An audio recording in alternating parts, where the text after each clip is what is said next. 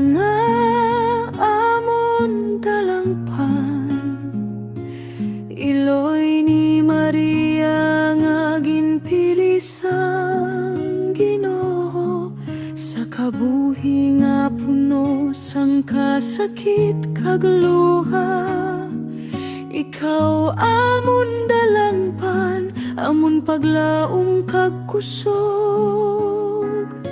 Dala ang amon pangamuyo sa Maria nga imo anak, nga iya ini itugian sa atubangan ni Jesus.